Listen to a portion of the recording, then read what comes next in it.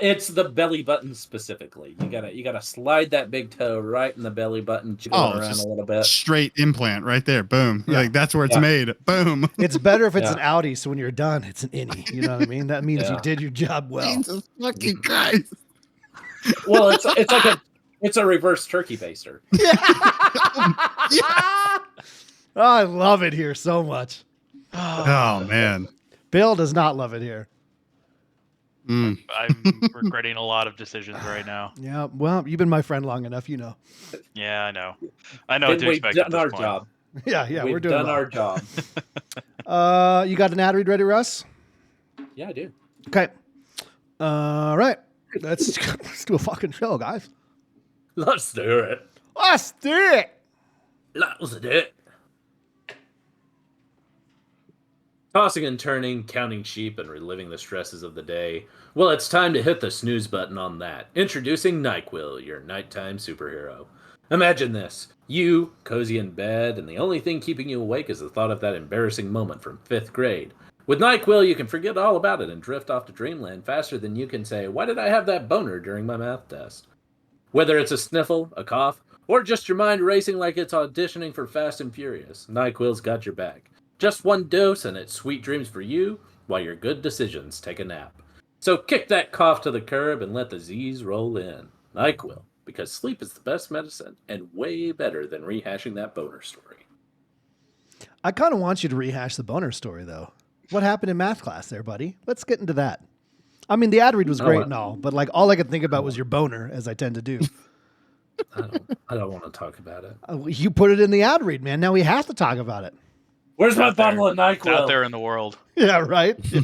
Also, thank God NyQuil changed some shit in it so it doesn't make you like, wake up at 3 a.m. thinking your house is on fire and watching your skin melt off your flesh melt off your bones. And you go, oh my God. And then just realize you had too many blankets on you. So here's the thing. So we were sick for like 2 months. Yeah. And so I was drinking NyQuil like every night. Oh, yeah. Right? I think I developed a dependency because in the week and a half that I have not been on NyQuil, only the last 2 nights are ones where I have slept through the entire night. Do you have the NyQuil patch? You rocking that? I think I'm gonna need to get something. Just NyQuil flavored vape. I mean, for a while there. I bet NyQuil used to taste really good. Make a NyQuil vape. I don't think NyQuil ever tasted good. Yeah, no cough syrups. Not even the least bit. No. Okay, no. I think it was a you thing, flavoring. Well, I remember it had a grape flavoring, and it tasted almost exactly like Grape-A-Co. No. I don't he had the side effects of COVID before COVID was a thing. You know when you lose your taste? Yeah. Exactly. That actually did happen to me with COVID. It was fucking weird. He's had COVID since he was 4. Well, there was a couple episodes when you had the beer hat on, but it was just bottles of NyQuil with the straws going in your mouth. That was a good look. He lasted for 30 minutes and he was out.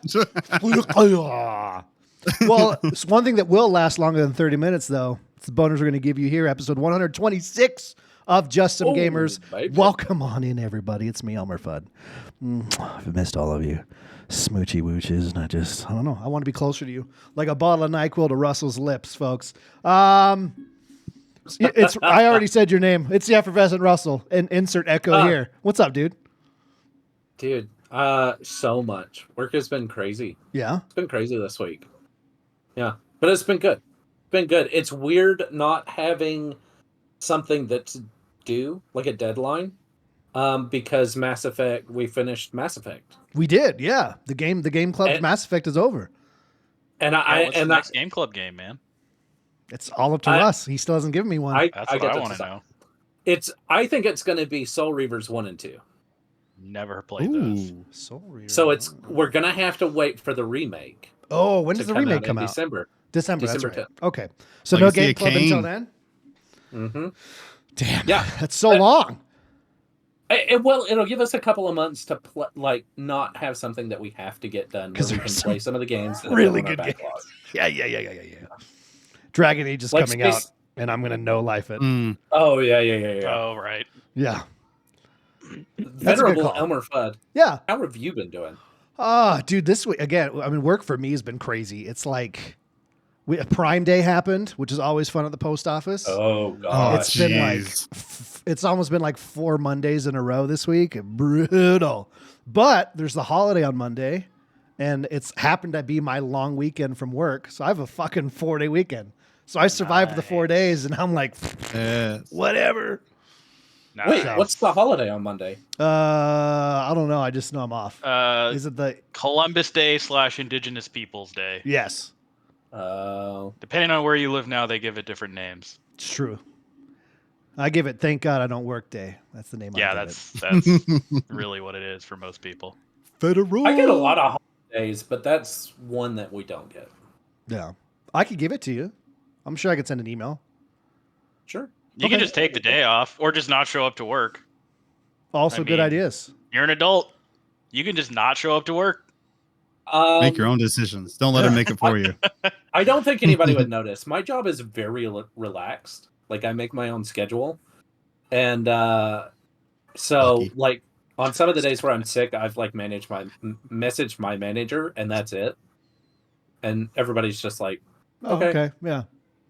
Cool. Damn, that's the dream, dude. Well, the dream I have, Russ, is to have guests on the show this week. That's the dream I have. What? Yeah. What? Not one. Not dream 2. Just kidding. It is 2. Has come true. I know. 3, but he's not here. 3. They didn't show up. Just so bring him 2. in. Yeah, exactly. It's Terry Crews. Oh, shit. I wish. That would be awesome. Could you imagine if I fucking had Henry Cavill in the pocket? Jesus Christ. Space Marines 2, bring it on. I think we'd all just look dreamily and let him talk the whole time. You had the guy from Destiny. I wouldn't talk. I wouldn't say a fucking word. That's true. Yeah, that doesn't get me What Henry was his Cavill. I don't. That was for Jeed. Jeed. I forgot all about Jeed. Yeah, good times. Good times. We haven't called him in a while. We haven't wanted to in a while. R.I.P. D2. Anyway, from everyone's hearts, right? Many a show over the years, many a great game played. The head of your penis is throbbing right now. Thinking about him, I know. One would almost say the head of your penis is shaped like a bell, right? Ding, ding. Ding, ding. So, yeah, from the DPS Dudes Playing Stuff pod, it's TollTheBell. What's up, dude? What's going on, man? What's going on, guys? Yeah, good to be here. Comparing you to Russell's penis. How do you feel about that? As long as it's 1 inch and the size of a tuna can. Let's go. No, I wish. It's 1 inch and the size of a straw. Yeah. Ever heard of a micro penis? They have them there on display. They have a whole section for you on some websites. Don't worry about it, buddy. This is true. Hey, look. That's why I had to inseminate my wife through her belly button. With his toe. Yeah, with the toe. Yeah. I can't remember if that's going to be pre-ramble, if that's even going to be on the show. But that's an inside joke for us. Enjoy that. Enjoy that.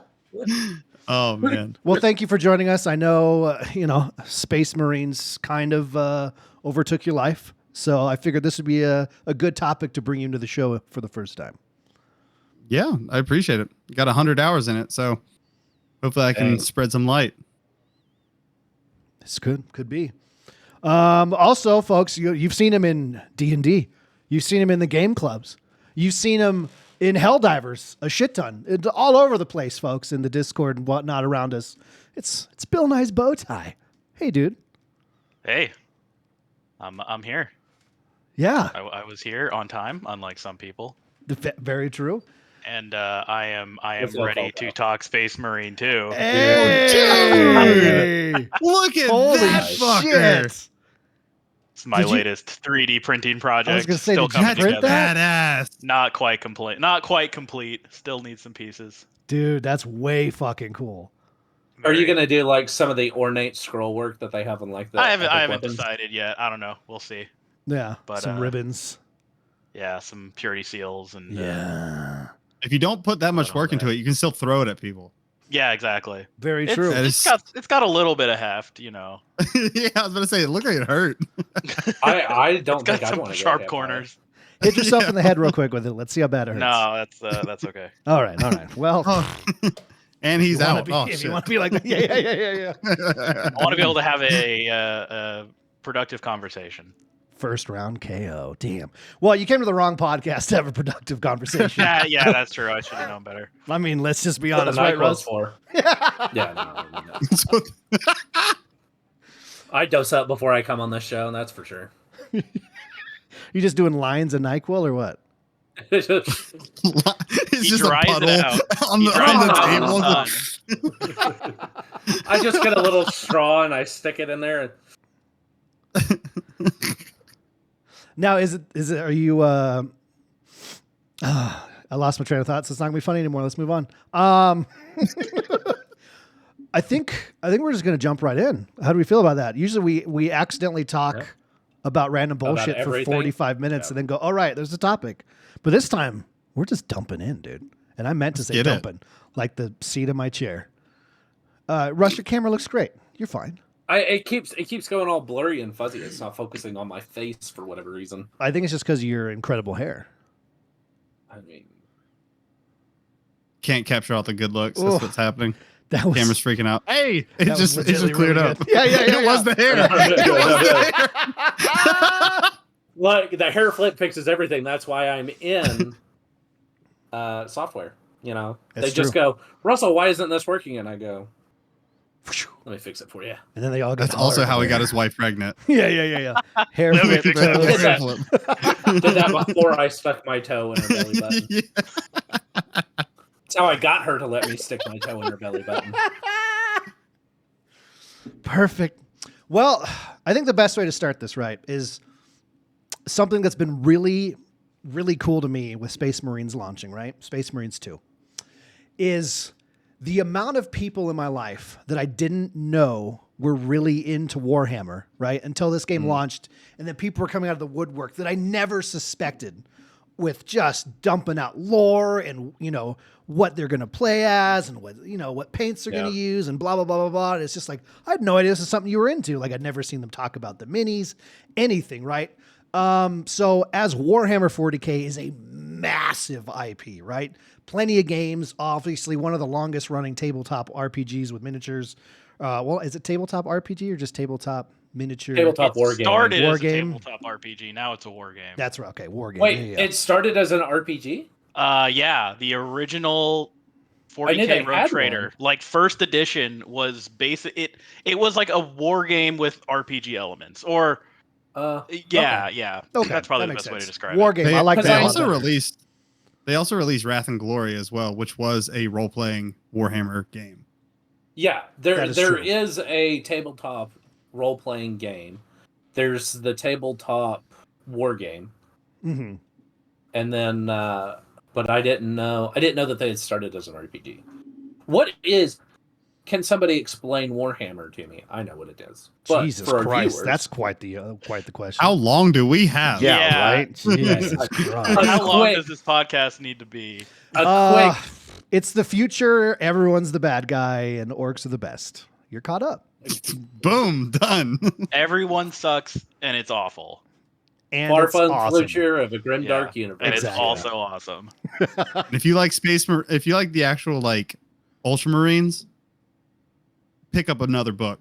like somebody else. Right, the Like, Ultramarine is the most come on now. boring faction in the Yeah. entire franchise. Straight like what they've vanilla made the ice poster cream, bro. child.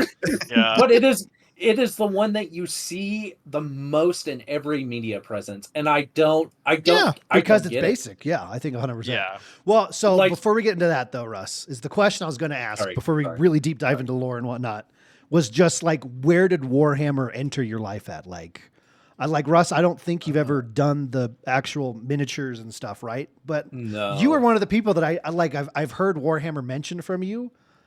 But again, like when this game was launching, it was just like, oh, blah, blah, blah, here's all the lore I know. And I was like, whoa. So when did Warhammer 40K enter your life? So Warhammer has been a thing for a while on the peripheral, right? Okay. It was kind of like D&D for me, where it was something I was always kind of like I seen little things of it. Mostly it was like the miniatures and like some of the artwork that I was like, that looks really awesome, but I didn't have the resources or know where it came from or anything like that.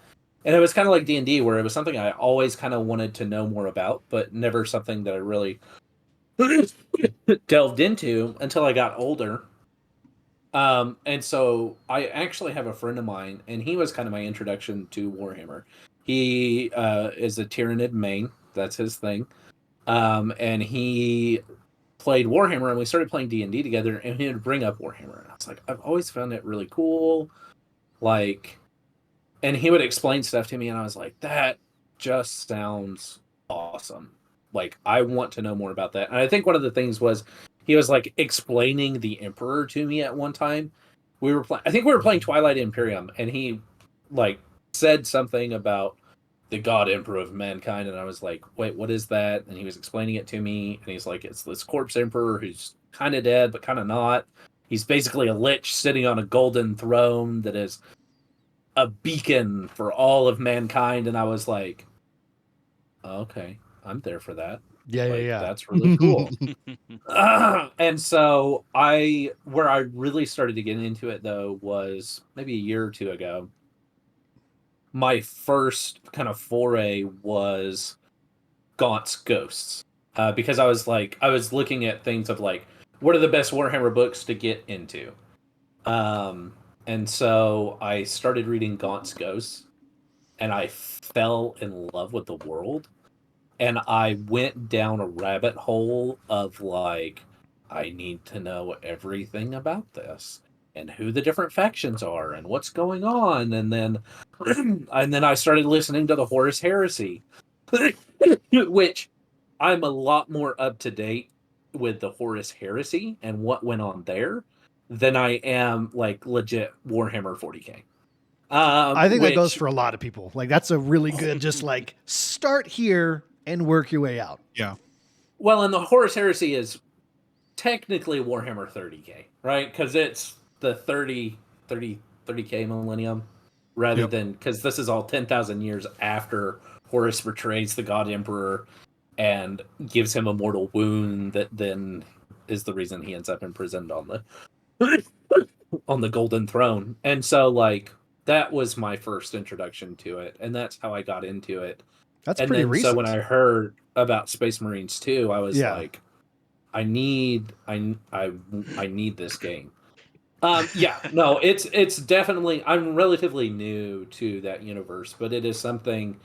I mean, the marriage of sci-fi and fantasy, and I feel like there's a little bit for everybody in Warhammer, because like, if you really like sci-fi, there are heavy sci-fi elements to it. If you really like sword and board fantasy, there's a lot of sword and board fantasy to it too, which wasn't something that I had been aware of. And that was what I think had kept me from getting into it at first, because I just assumed that it was all sci-fi. And I like sci-fi, and I've grown to like it even more as I've gotten older. But I really love sword and board fantasy. Like, that's just my thing. That's the thing that I love the most. And so it was something that I just necessarily hadn't dived into. And then once I started to get to know it, I'm like, you have paladins and you have gods and and I love grimdark. And it is, and it's as dark. grimdark as it gets. Mm-hmm. I mean, didn't it coin the term grimdark? Like, didn't that originate with 40K? Technically, I think Conan was actually coined grimdark. Yeah, that feels like fluffy unicorns in comparison, though. Very, very true. Yeah. Bell, same question, man. I know. Again, it's one of those people that, like, you guys started talking about it on your pod like a couple months before the game released, and it was just like, oh, hey guys, by the way, this is something all of us are into. Here's everything. Like, Exactly. Yeah, I mean, over in the Space Mafia podcast, our Warhammer like channel that we created like right before the launch of Space Marines 2, it had more action than the general chat did. It was just people popping off like, look at this, I made this, I painted this mini, like, here's a link to a lore book, here's a link to this. And it was just literally like a word vomit of just all this information. And for me, like my first like hands-on experience with Warhammer, I was like 7 or 8 years old, and my next door neighbor, him and his brother were really into it. And then my neighbor across the street got into it from them, and they were all like older than me. So an 8-year-old can't comprehend what the hell Warhammer is, right? Yeah. Because there's so much. But Yeah. I was over and was kind of playing with the figurines and stuff, and I was like, "Oh, these guys are really cool." I remember the first one I picked up was a Blood Angel, and I was like, "Oh, this dude's really cool, right?" And then I had asked the question, I was like, "Well, who's the bad guys?" And I remember my neighbor told me like, "Well, that's complicated." I was like, "Well, who's like the main force?" And he's like, "Well, that would be like, let's just go with the Tyranids, like the Xenos, like those are like kind of like the ones they're always fighting, right? Because Tyranids are always fighting everybody." So it's like, I was like, "Okay, cool. I want to get some of them." And he's like, "Really?" I was like, "Yeah." And so I went and got like one figurine. I think it was like it was one of them that looks more like a person than it does like a xenomorph. I think it was like something like a Gene Stealer or something. Like it looked like he had like the captain looking helmet and stuff like that. I'm going off of a memory in my head from like when I was 8 years old. So I'm really trying to like paint this picture. I just Googled it. Yes. That's okay. the one. So yeah, and I got him and I like attempted painting it again, 8 years old. So it was like just fucking blobs all over it and shit.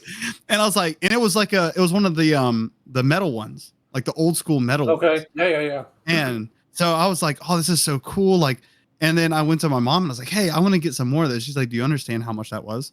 That one little thing was like $20.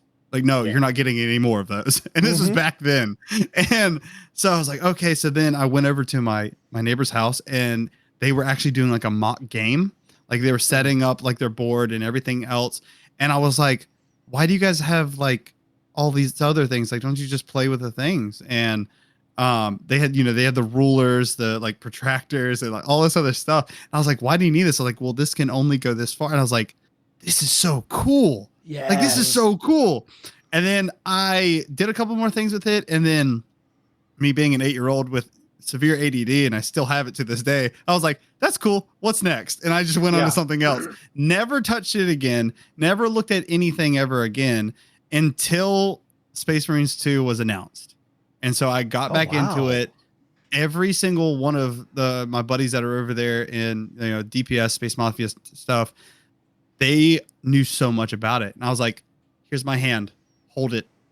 Bring me along for this journey." Right. And they, instead of holding my hand and gradually bringing me along, they threw me by my feet in a rotating fashion straight into the void. And it's like, here's all your shit. Learn it. We're about to fight these motherfuckers. So, got a lot of information on that, started looking into the lore a lot more, and started really the funny thing was I picked the one chapter that has like no lore on it that I really liked. It was the Storm Giants. I was like, I love the Storm Giants. I started looking into them, and they have nothing compared to the other ones. They have some.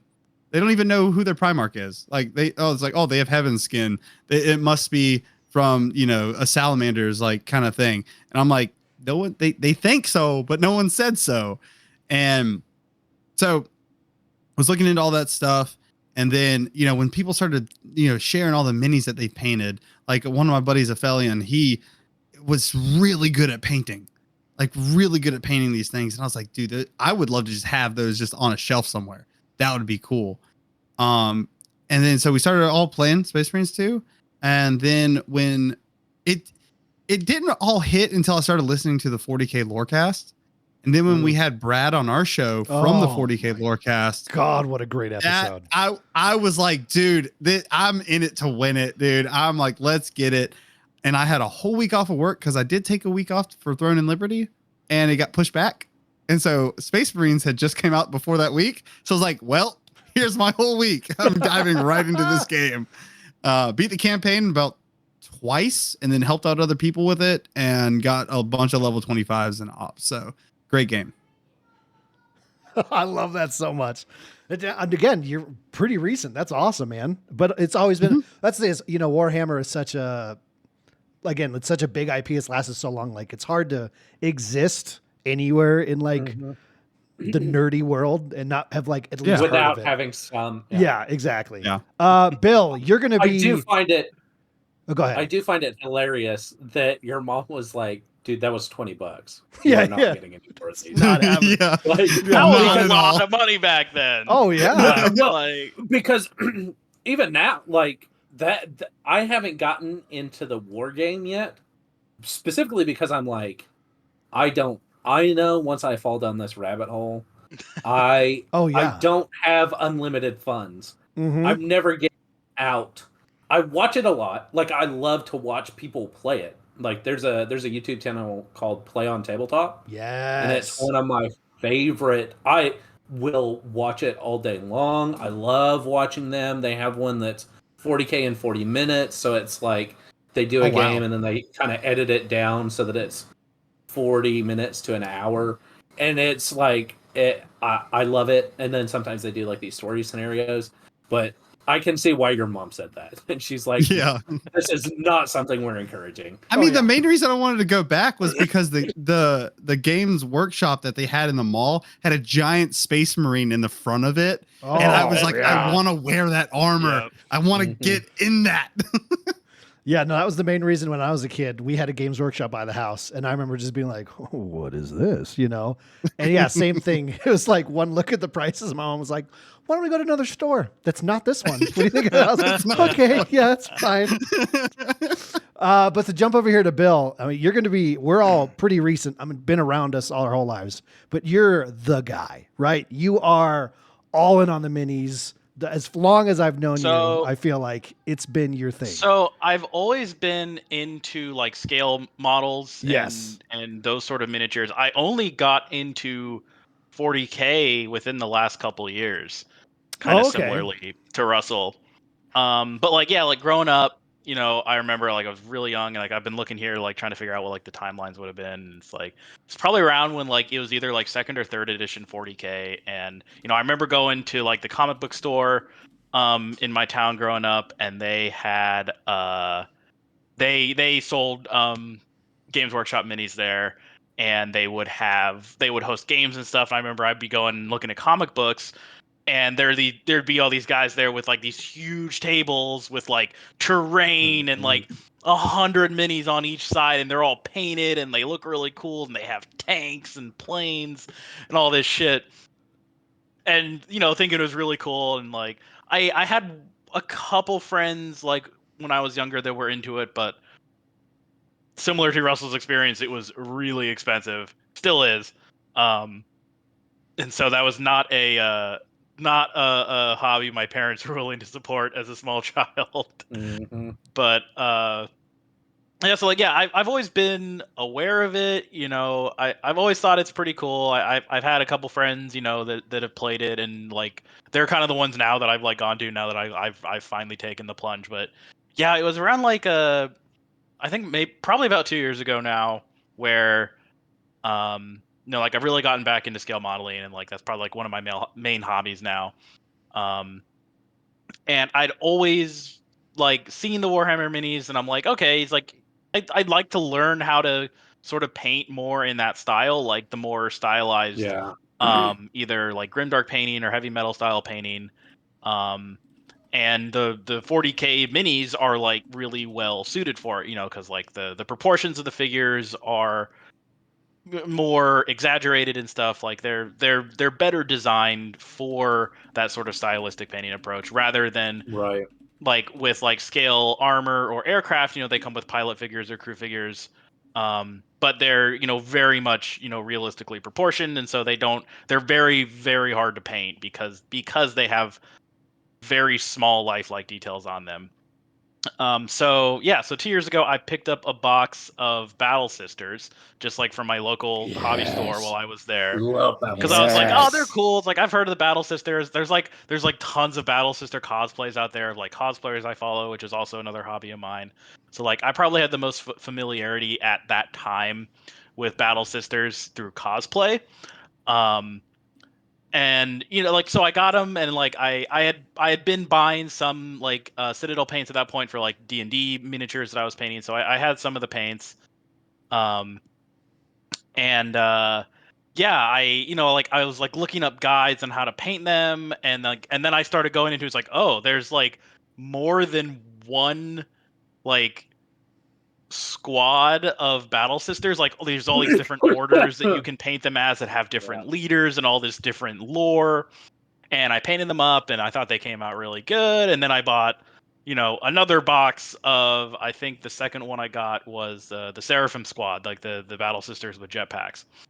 And then from there, I've been buying up like so many different so many different factions. And like the first like real like Space Marines I got was the Grey Wolves, the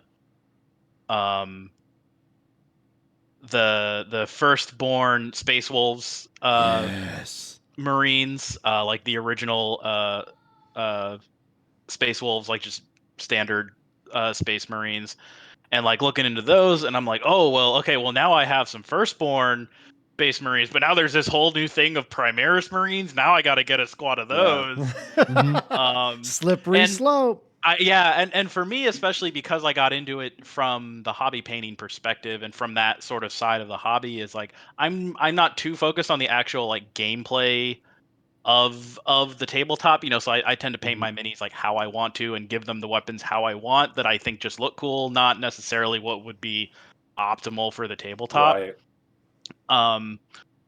And I kind of just go like squad by squad, so I have all these different, kind of just a random assortment of minis that I've built and painted now over the last couple of years. And I posted a lot of pictures of them on Fudd's Discord channel if people want to go look. I love it. Or listen to this.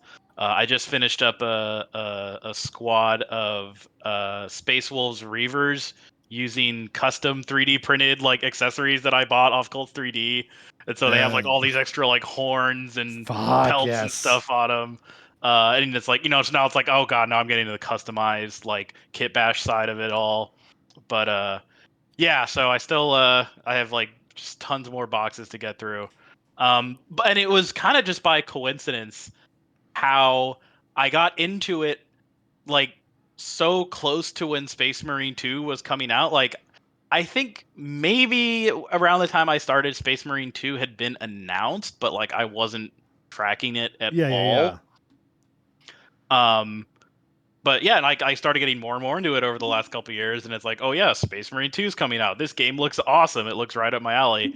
And yeah, like, I got it pretty close to day one just to be like, okay, this looks like fun. And then like, yeah, I just, powered through the campaign, like coming home from work every day and just playing the campaign, doing operations with Fudd and some of my other friends. And yeah, it's been a good time. And so yeah, just similar to Russell, it's like, it was kind of always there in the background for me. And then the last couple of years, I've just like dove into the lore and the minis like crazy.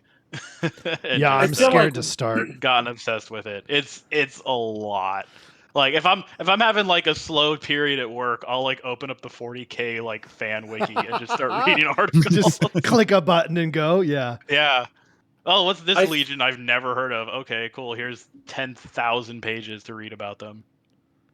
I feel like it's kind of like Through the Looking Glass, right? You kind of, when you come across Warhammer, you kind of feel like Alice for beef. Oh yeah, there it is. I wanted to see the 3D printed bolter. So good. You see, you're Alice coming across a white rabbit, and you're like, that's kind of weird. Like that rabbit has a pocket watch. Like, why is he checking his pocket? I mean, that's kind of cool. I've also gotten into watches the last couple of years, and it's just as addictive as 40K. What? Buddy, gaming, follow the white miniatures, rabbit. And watches is my you might have every expensive hobby. Hobbies. Yeah. Sorry, go ahead, Russ. Yeah. White rabbits. No, nobody wants to listen to my analogy. That's fine. Sorry, No, in the Matrix, good. they tell Neo to follow the white rabbit. I'm with you. Yeah, so you just kind of feel like Alice is, you see the white rabbit, and you're like, that's kind of cool. Like, Yeah. I wonder what's going on there. And you follow it, and then you end up falling into a rabbit hole, and then you're in this whole other world, and you're like, I don't know how I got here, but I really don't kind of want to leave. I just want to stay here because this is pretty neat. I live here now. Yeah. This is where I live, and Then you're coming across a cat with Cheshire Smile because you find out about Slanesh and you're like, oh, that's cool, but whoa, okay, dude. And then you're like, and now I am a follower of Zinch. And Yeah, we were at the local game store here, and they have a bunch of boxes, right? And I was, because obviously Lisa had watched a little bit of Space Marines and whatnot. And so we're going through it, and I'm showing her, like, and telling her the really fun lore of the orcs and, different chapters and stuff we're looking at. And obviously she saw the price, but like, we got to the end of it, and she like grabs my shoulders and she goes, I know your personality, and this will never fucking happen. Knows you to a T. Yep. I'll be buried in a pile of them like a Lego bucket going, I don't know what I've done. Someone help me. Grabs you by the collar, rips you out of the store. No. Yeah, exactly. Whoa. See, I think this is what you need to do, though.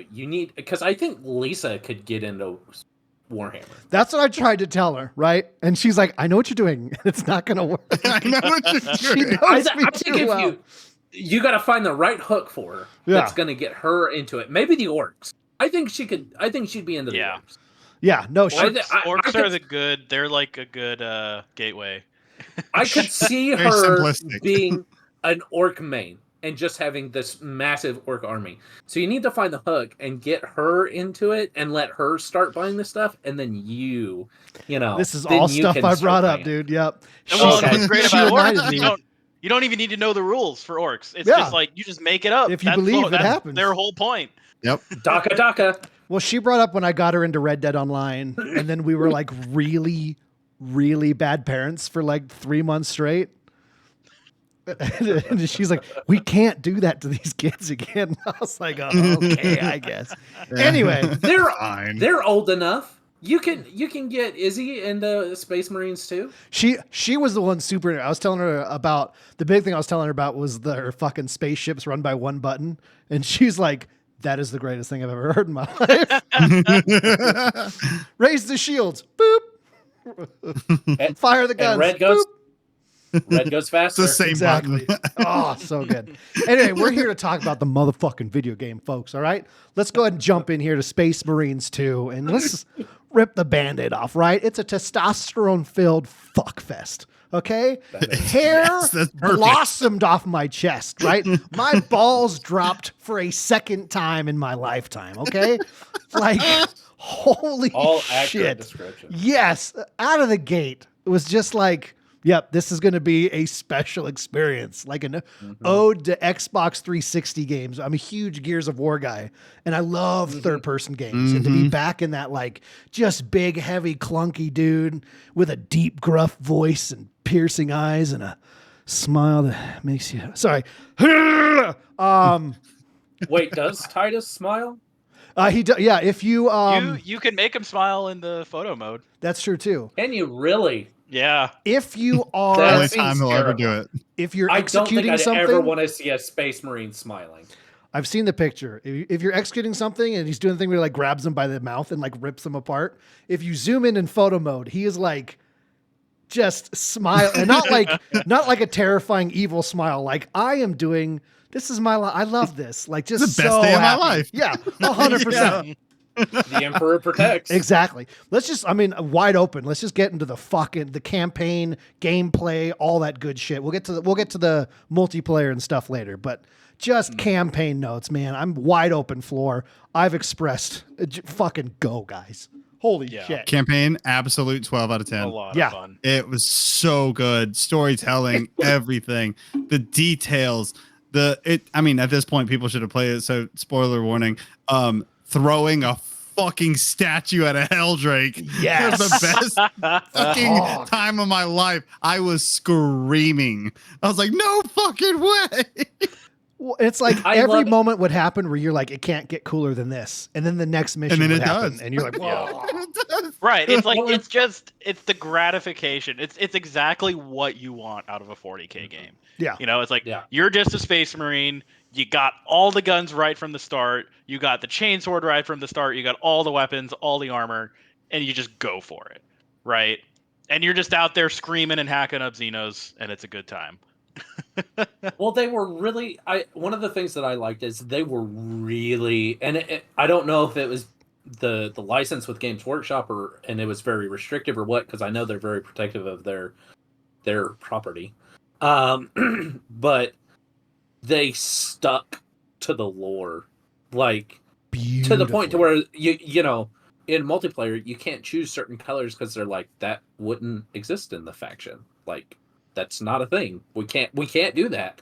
But even you know in the game and sticking to Space Marines, right? The first one, where they had set up a story and it's what, a decade old, if not older at this point. 13 years, long time. 13 years.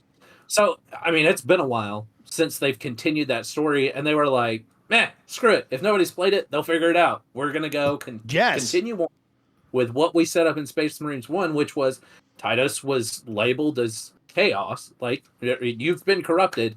Now we're going to send you to the Death Watch and hope you die." Right? Is essentially what it is. And so that first moment, I didn't know that it was Titus. And then that first moment, and then he takes off the helmet, and I was like, oh, okay. Okay. Yeah. I'm here for this. Like, he gets stabbed to the chest, and then he gets, you know, I love that they call becoming a Primaris Space Marine crossing the Rubicon. Like they call that procedure the Rubicon. Like, that's just baller. And it's just so well done, and it was beautiful. Yes. Like, the amount of care and detail, and I know that because it was supposed to release a while ago. Last year. I think it was supposed to release. I think it was delayed year, like a whole year. Yeah. Yep. I'm glad they did. And they did such a good job. I don't know what they needed to fix or what needed to change, but whatever it was, I mean, that first moment, what is it, in the second mission? No, it's the first one, right? Where you're standing at the wall and you're just watching just the swarm of Tyranids come towards the main gates. And it was one of the better moments in gaming that I've had. Yeah. Well, where you are just. Yeah. But it's like you're watching that wall of enemies. You're like, that's really cool. Like as someone who games a long time, you know, you're like, that's really cool. It's like a background animation. And then you pull the trigger and like the hit marker pops up. And I was like, oh, fuck. Right. It's like actually there. It's not just a background texture on repeat. This is real. This is real. Yeah. Go back to the door. Fuck, it won't open. Let me in. Let me in. Do you guys? In the name of the Emperor, let me in. And specifically, Bill and Fudd, we were playing through the campaign mission. Yes. Right? And it's the one where you first encounter the Thousand Suns. And they've set up that dome, that force field over that statue. Yes. And you're watching, you know, from far away, you're watching the Tyranids kind of come up and crashing against that force field. And you're watching the gargoyles circle around and then come down and crash against it. And then you finally knock it down, right? You go to all the altars, you bust them open, and then you just see that massive wave of gargoyles come, boom, and they just hit the ground, and it's like you just see everybody dying. Yes, literal hell breaks loose. And sorry, go ahead. It's just amazing. Like, they captured that. They have so many moments in that game where you're going, fuck. Yeah. Like, wow, ladies and gentlemen, Yeah. This is a historic moment for JSG. Russell has dropped maybe his second F-bomb ever on the show.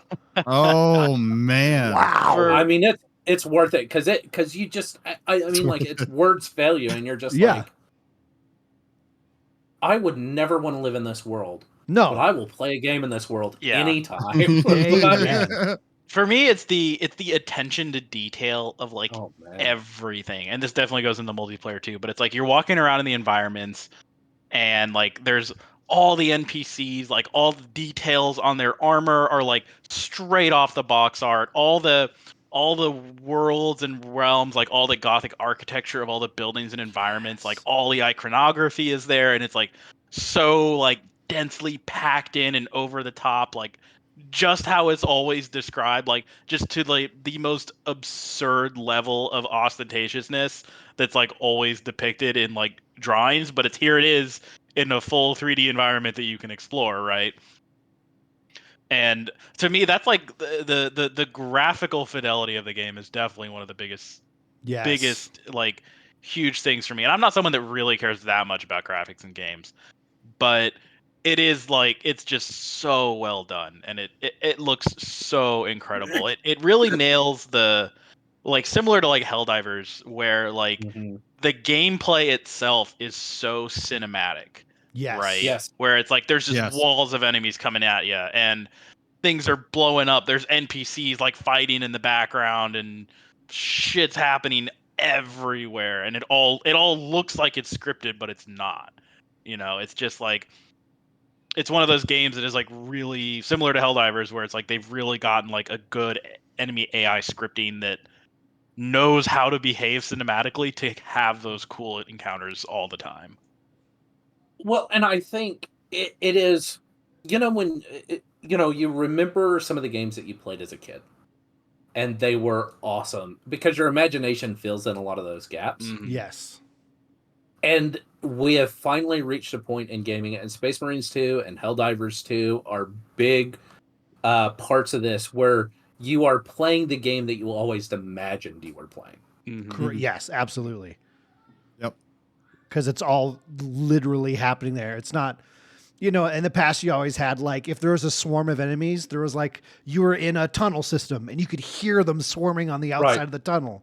But like now you're literally in the fucking middle of this wave of enemies. And you're just like, oh, damn. And you're just swinging around and throwing grenades and punching shit and ripping them out of the sky. And like, yeah, no, you're 100% Russ. Like, and it's like, and of course, graphically, it's incredible. We talked about this, I think, a couple weeks ago, Russ, where it's like something Cheesy had mentioned to me, a really dear friend of mine who's never played the game. I just sent him screenshots because he really appreciates that stuff. And he was talking about how their ability to use darkness as a light source is just unmatched. Like the amount of times you're in an area that is very dark, but everything is defined and you can tell everything. It's not like a shadowy corner in any other game where you just kind of disappear. Like everything you can tell is there, but it's a dark spot, like the bridge, on the fucking main ship with all the green screen, the green terminals and, the spaces in the background and whatnot. And it's just like, that is a dark area, but you can see every bit of detail. When you're going down into the Mechanica shop and you have the, I forget what they're called, the little, like the tide of the little Tyranids. Oh, the little teeny guys. Rippers, is that what they're called? Ripper, something like that. That was and they're coming at you in waves, and you're in the dark, but there's like red lights everywhere, so you can kind of make things out. But there's so much going on because the Tyranids are swarming in, and you're already in a carpet of things, and you have to have somebody who's paying attention to see when the Rippers My are going to favorite swarm fight up in at the you. whole game is that mission where you're in the control room and you have to reset the power and the lights go dark, and the only light source for the entire fight is your flamethrower. Yes, And that is dude. the coolest fucking moment in any game. And the graphical fidelity and the lighting system especially like allows that to work. Yes. Right. Where it's like, most games would avoid that because it's so hard to pull off and make it look as good as you want it to. But Or like they went for it. The Lecter fight, where you're in that room and they're like, there's like something has brought us here. They're staging an ambush, and then the lights go out, and you have the invisible guy, the Lecter, that can just like pop in, and you're like, it's already dark in here. What do you? Why is this? But unlike most games, or most, even games that are a couple of years old, you're in that dark environment, you'd be like, this was maybe a poor mechanical choice because I can't see anything. You can see just enough. They've done enough with the lighting to make it to where it's not just ball-bustingly difficult. Yeah. You actually feel like, okay, if I were in this room, like I could make out. I kind of know where he's at. I'm gonna go over here and attack, and it works so well. So, like you said, with the darkness, using the darkness as a source of lighting. Oh, so good. And even like in the training areas. Jumping ahead a little bit to the multiplayer, there are these training missions, and even those look good. Yeah. Oh yeah. And yeah. they're kind of fun. So yeah. Oh. Yeah.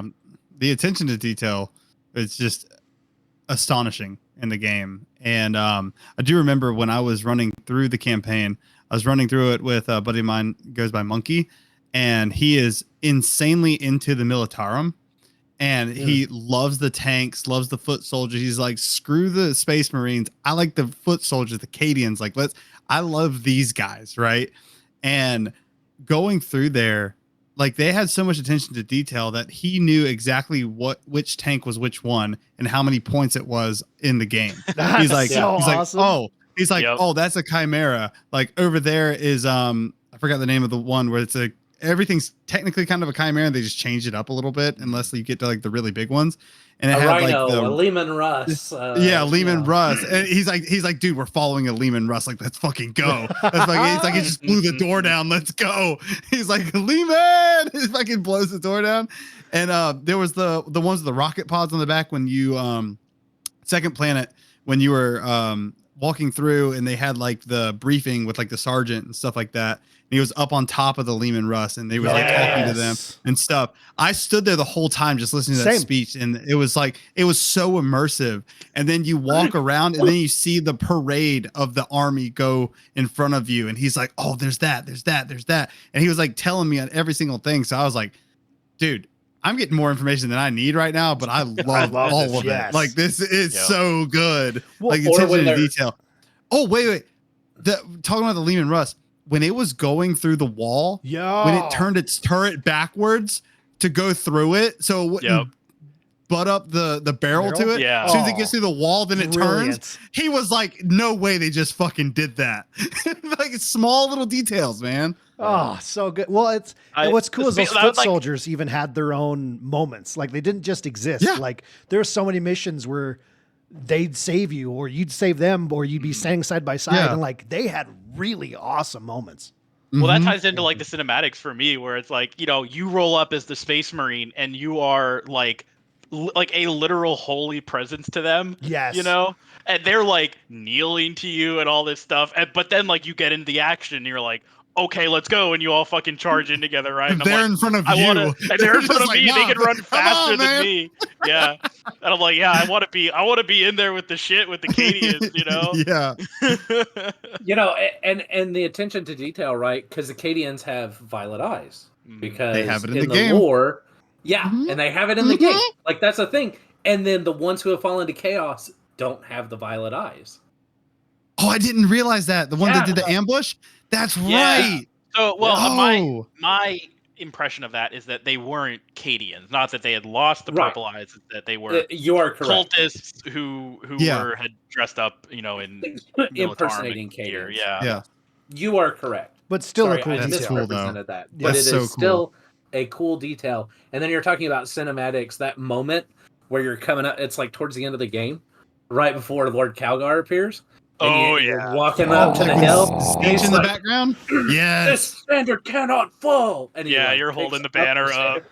And you're just feuding with your pistol as these warp gates open, and you just get. I wanted more moments like that in the game. Where it's just you and like a bunch of other Space Marines just like fighting. But having that one made it better. You know what I mean? It made that one moment stand out. They kept it reserved. Yeah.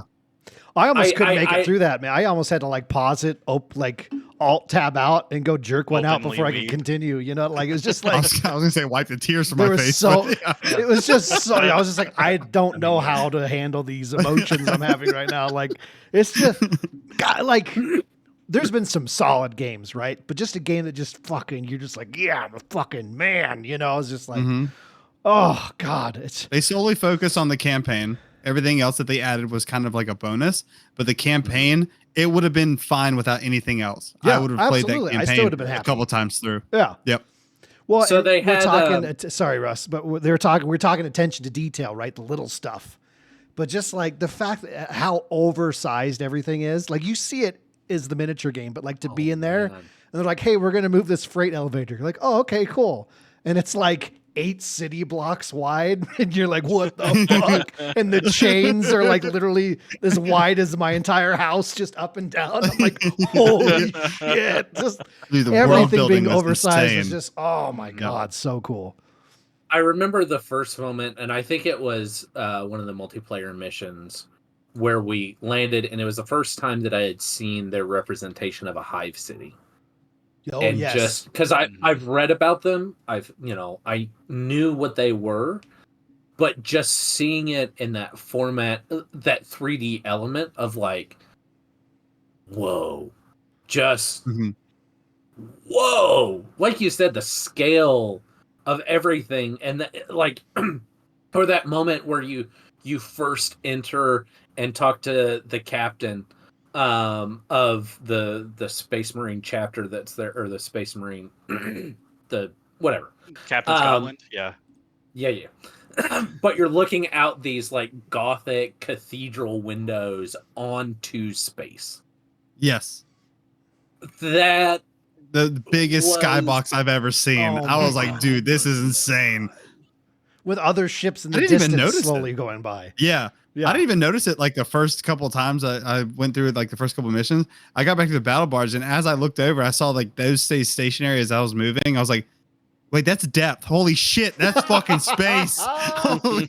Yeah. Well, and they achieved a color.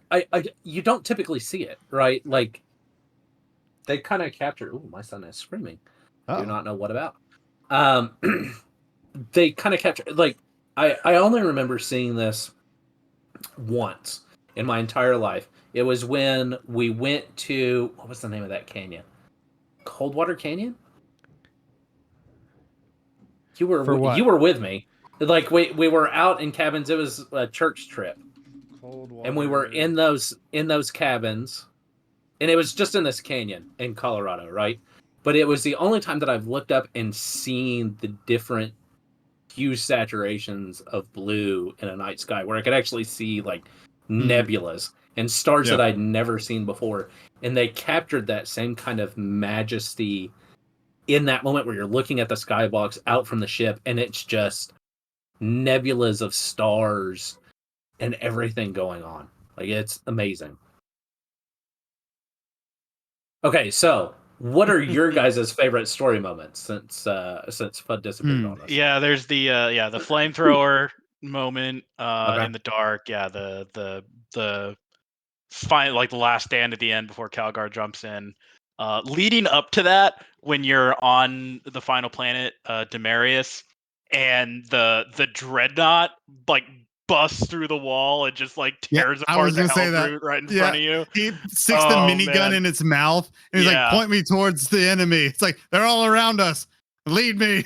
Yeah, I know. It's like, God, why couldn't we have dreadnoughts with us more? Like, oh my God. Oh my God. There's a really good one where it's like a really small detail and it's really easy to miss, where like in the loading bay where the Thunderhawks are, like you can look down and there's like another landing pad down there. In one of the like interstitial mission points, you can see there's a couple Mechanicus guys like working on the engines, and one of them's like up on a ladder. And then in the next mission, when you go back there, the other guys that were helping him are gone, and the other guy's just like dead on the ground, like falling off the ladder. Off the ladder. He just fell off the ladder and died. He's just like, his body's just lying there, and there's nobody else around. Yeah, that was, I didn't notice that. that I'm gonna have to look good. for that one. Yeah. Well, that, and it's just like what he was talking about, like the background kind of story that's going on. That's, you have no idea unless you're looking for it. Like when the guy that got ambushed when he died, I forgot his name, and then they had a funeral for him on the battle barge, and then you see them prepping a coffin for a dreadnought, and then basically he is that dreadnought, and they kept him alive through the story through the lore of Warhammer. Because dreadnoughts are not really dead. Yes, guy. Yes, it's the same guy. See, and there's so many things. It never comes out and says it, but there's a conversation between two Mechanicus, and they're talking about the fact that we think we can basically save him and put him in here as a dreadnought. Yeah. Okay, I did catch that conversation with the Mechanicus guys. I didn't make the connection that it was the sergeant. Then you can see them prepping like the coffin into the Yeah. dreadnought on the side and stuff like that. And it's like there's a background story that's going on while the story's going on. And it's for those like replayers, you know what I mean? Like something that you missed, you replay it again, you'll find something new every single time in the background. And it's just wild that it's probably why it took them 13 years to make the game. You know what I mean? Like there's so much detail and so much storytelling, world building, all this other stuff that's going on. I mean, every layer of depth to it has something going on. Yes. There's not an empty space for miles of your view distance. It's insane. But I mean, I guess to go back to your question, like favorite story moment, there's so many good ones, but I think I haven't laughed and screamed so hard since when the dreadnought threw the statue at the Helldrake. I think that tops Calgar coming in. Cause like I was like, there has to be a heroic save. There has to be this, right? I did not foresee a dreadnought throwing a statue at a Helldrake. Because if you think about it, if you've gone through the ops and you've done the fourth one and you fight the Helldrake and it's like a fucking raid fight, you have to hit symbols correct, you have to do all this other stuff, and you do all this stuff to defeat him. But like when you're walking with a dreadnought, he's like, nah, go away. Like, that to me was so cool. And it was such just like, oh God. It's like Indy pulling the pistol to shoot the guy with the sword instead of fighting him. Yeah. Like, it was just I don't have patience for you right now. Like, just get out of here. Yeah, what are you doing? We have enough to deal with. Can you just not? I think right after that. There's one moment that I want to bring up because it changed with the last patch. There was a typo at the very end of the game with the with one of the voiceovers where it's right after you defeat the final boss. It's like, and like Titus is like down for the count, and it's like you're like in a black screen, and the line comes that says "Rise, son of Guilliman." And originally, if you had subtitles on, it credits Calgar with it saying that. But if you replay that since the last patch, they've updated it where it just says voice, like an unidentified character. Oh, interesting. Right? And so now everyone's like, oh, that is the Emperor speaking directly to Titus, like through the warp. And like that would be cool. it like confirms that like Titus is like actually special. Right? And there's this, and it makes so much sense because there's all these lines with like, especially with in Mura, the Thousand Sun Sorcerer. Yeah. Where he's like, oh, like the Emperor never speaks to you. Your God is false. Your God is dead. Like you have no like all your faith is flawed because you have no proof or evidence that anything you follow is true. But then, like right there at the end, it's like, oh no, the Emperor is actually watching Titus, right? Damn, that's way cool. And it's so much. It makes it seem so much cooler. Right? Oh my God, like, that takes I can't to a believe whole they other fucked that level. up. I can't believe they fucked that up the first time and like had the wrong like voice, like subtitle voice line credit in there. I will say I teared up a little bit when he was leaving Chiron and Gadriel at the very end when he got on the ship. I was like, dude, this is the fucking squad though. Like, come on, dude. I know, dude. Oh, have we so many good moments. Have we hit on co-op or anything yet? Not yet. Nope. Okay, I want to jump into that next for sure. The like co-op by itself, right? Really fun. The missions, even if they didn't put any effort into like story or how it affects anything else or how the campaign and the co-op mission interconnect and stuff, it would still be super fun to just play through a sidebarred mission That was my with your favorite part, friends, though. right? But That like was my the favorite fact that they're interconnected, and like you play the campaign mission and you go back and you're like, oh man, oh, that's what this, like, and then Uh-huh. you're listening to Titus talk about everything he was doing at the same time. You're like, oh, I know The same exactly what he's voice doing lines, right too. now. Yeah, Yeah. exactly. I was like, oh my God. And like watching the bridge blow up while you're hunting things, and you're just like, oh, how everything interconnected with each other, and it made playing the campaign that much better, or playing the co-op mission that much more richer, was just incredible. And that's just from the story beat, let alone just being able to customize your guy with the chapter and the class system and everything on top of that. Like if it was just a co-op mission, I'd be happy with that. And then like you guys were saying earlier, like if they just did this one thing, it'd be enough. But the fact that there's so much extra just sprinkled on there to make it perfect. They make it a 2 points in cohesive one. story. Yeah. Yeah. To put 2 points in one, though, it is actually really nice that you're able to have your buddies jump into your campaign with you, too. Also true. Like just having the co-op campaign is really nice. And they actually, it's not like they're a random Ultramarine or anything. They're one of the two that are with you. Correct. And that to me was cool. Then when you're going through the campaign and you see the strike teams, those are the actual classes that you play in the ops. And it's just like the interconnectivity of everything is, I've never seen a game do it like that. Oh yeah. Never. Yeah, no. And I was like, this is the best story driven game I think I've played in at least 10 years.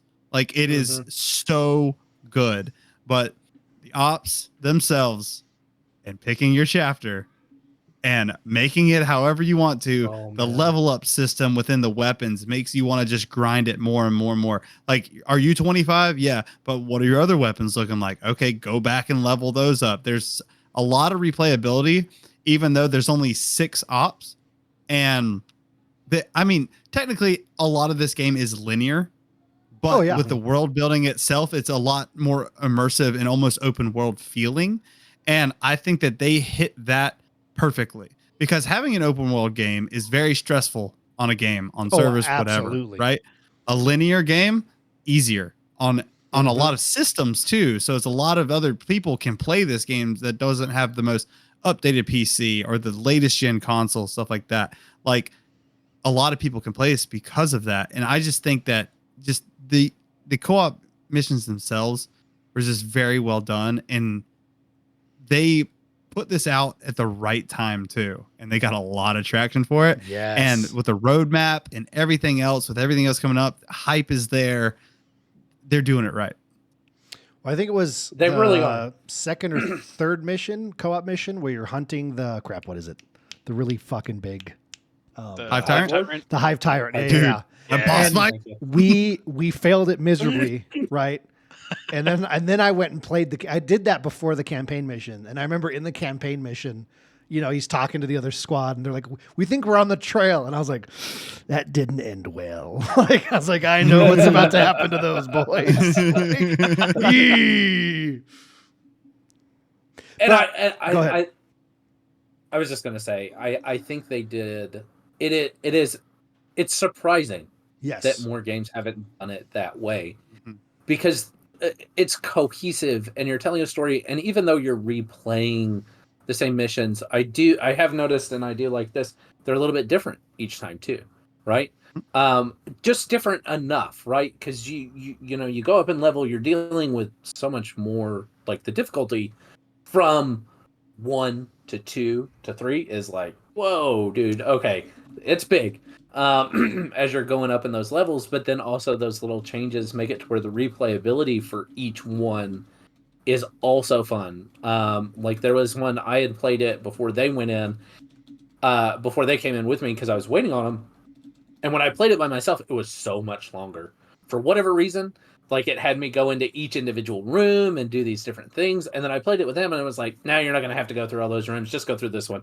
And I was like, oh yeah. I did notice that too. Yeah. Well, I think one thing that does that's really interesting that most other games don't, not that I can recall, is that we were playing co-op together and we're like, okay, we're doing fine at the low difficulty. Like let's bump it up to the next highest difficulty, and then we got our asses kicked, right? Because it's just like it's not so much that it just makes the game more difficult, but it's that it's an incentive to progress through the classes and upgrade your skills and upgrade your weapons, right? Yes. It's not purely based on skill. It's based on how good your loadout is and how much you've worked to level up your classes, right? Like you can be like as good, you could be the best player mechanically at a certain class, but you can't play on the ruthless difficulty unless you've upgraded the better weapon. You like upgraded your weapons to have like more perks or more damage or faster rates of fire or more ammo or whatever.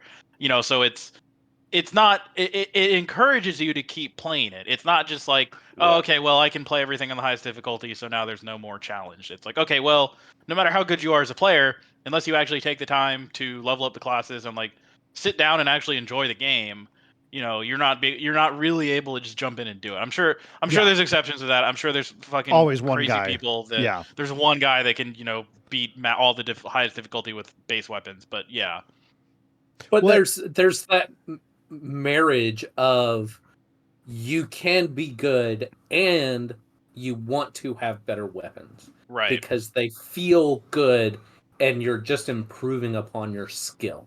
You know what I mean? Right. Like they do a good job of blending the two together to where it's not wholly one and it's not wholly the other, and you really want to bring both of them together, and it makes you want to keep playing the game because you want to get better, but you also want to improve your weapons so that Yes. you can feel more powerful too. Yeah, which makes the progression system feel good. Like it was, Right. we were kind of hitting a wall where we were trying to figure out why we were getting cleaned, and it took us a couple times before we were like, oh, it's set up like this on purpose. Like you're supposed to stay at the easiest until this gets leveled up so much to then move into the next one. Like I get it. It's we don't suck. It's the natural progression. This is when Bell comes in and goes, actually, no, you do suck. But the the natural progression. I played with you. You're Okay, good. Thanks.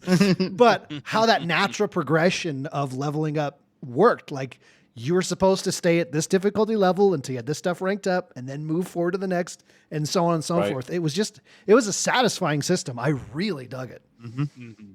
Yeah. And I love it was hard. It was hard for me going through the campaign and then switching back from the multiplayer because because you can customize your loadout in such a way Yes. that it was hard to go back to basically like a default ultramarine and be like The it worst felt shade of like blue.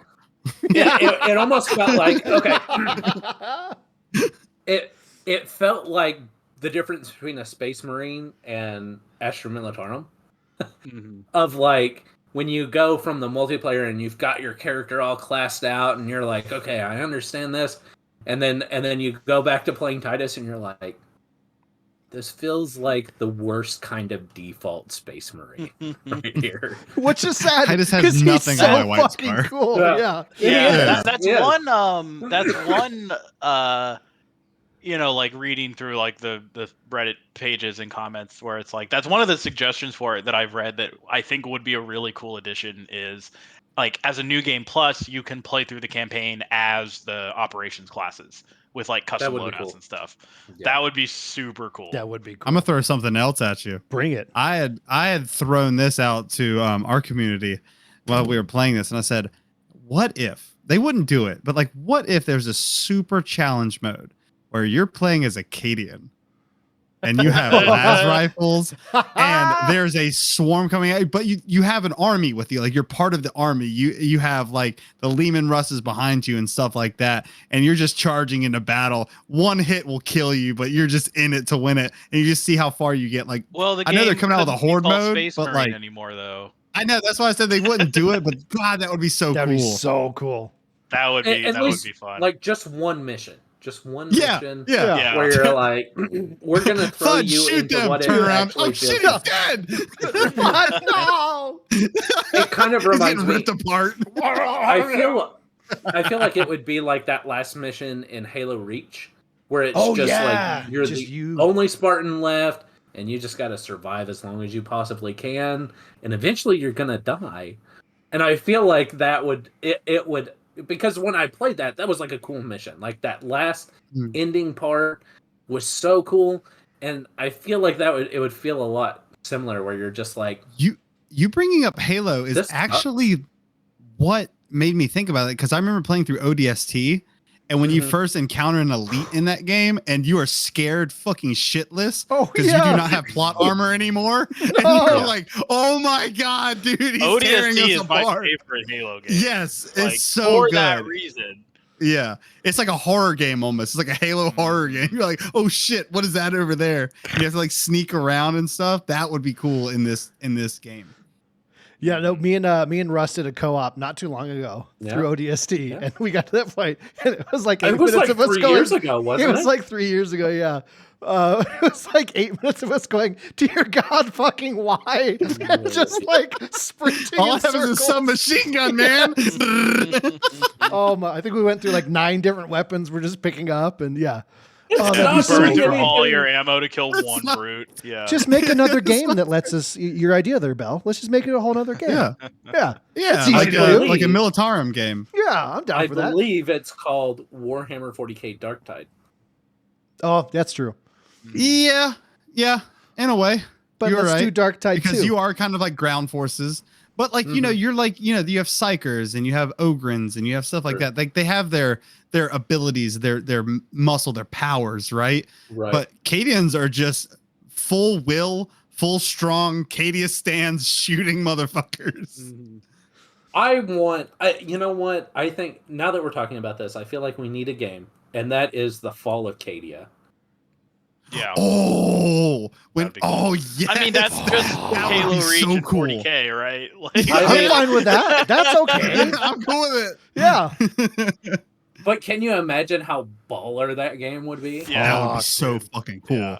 And can you imagine the kind of moments that you could get of like, the planet is doomed, but Cadia stands.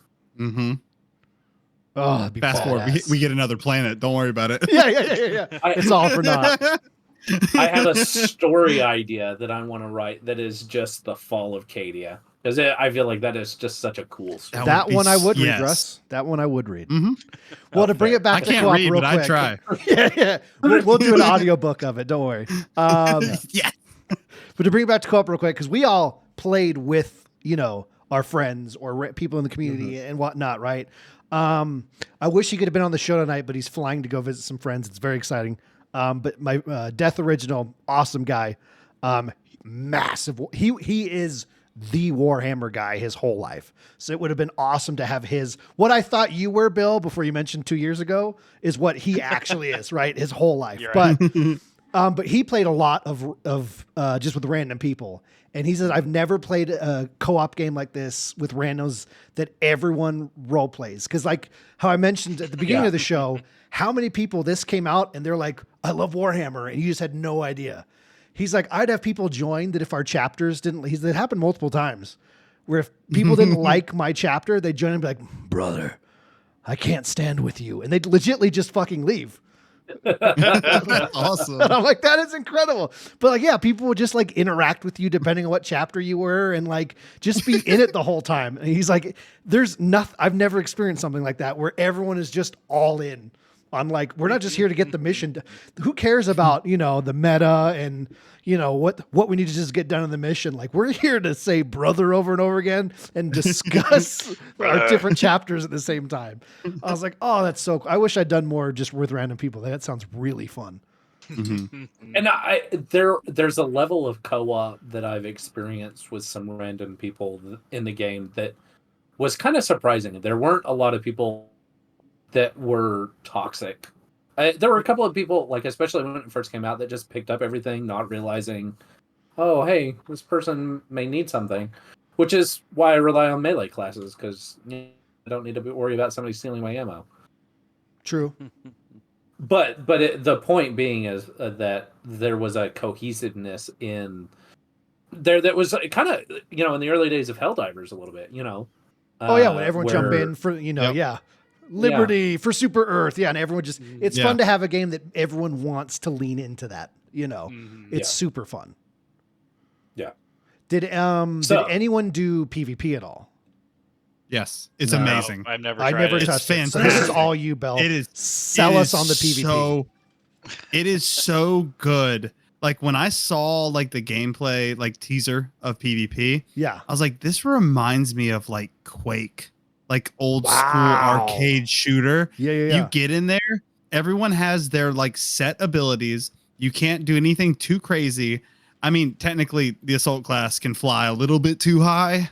I will say that, but it felt so balanced off the get go, and it was just fun. You have a separate progression than anything else, so you start from level 1 when you're in PvP. I didn't really like the tactical class too much because I like more just slaying out. I love to be the sniper in ops. That's like my favorite. Yes, brother. But in PvP, tactical could have 2 grenades. It's the only class that could have 2 grenades. And grenades are like, just like in Halo, like your grenade is like your best fucking finisher or your best opener, right? And it was just so much fun. And it was quick. It was like, I played a lot of the King of the Hill game mode. You have 1 capture point. Your spawns stay your spawns unless like 2 or 3 people get into that spawn and then they flip. But it's like, it's one side of the map, shit's in the middle, and it just bounces around to different areas in the middle. And it's just an onslaught. You go in there, you get your kill, you die. You don't feel bad for dying. You go back in, you keep going, you keep grinding at it. And then when you get to that center point, it is just all out war. People flying around, shooting, throwing grenades. You're trying to get the drop. You're trying to flank on some people and stuff. You have snipers going invisible cloak, which actually the sniper in PvP, the best loadout was the bolt carbine, like the submachine gun with the cloak, because you sneak up right on it, put it right to their back, and just unload a whole mag and maybe get a couple knives off, dead instantly. Yeah. It's like an ambusher. It's so fun. So fun.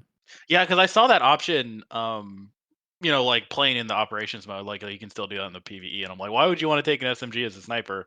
That doesn't make much sense given like your abilities and stuff other than the cloaking. But it's like, okay, yeah, in PvP, I can see that being like much more of a viable strategy. I made a build like that for PvE for co-op, like an ambusher class with the carbine and a really good parrying knife and stuff like that, and the enhanced melee damage out of cloak. You have your extended cloak, stuff like that. That was really fun until I got to the 3rd difficulty. Then it became not fun anymore. I was like, give me my last few seal back. Fuck this shit. Yeah. But it was really fun. Yeah. But in PvP, it's a powerhouse. Absolutely.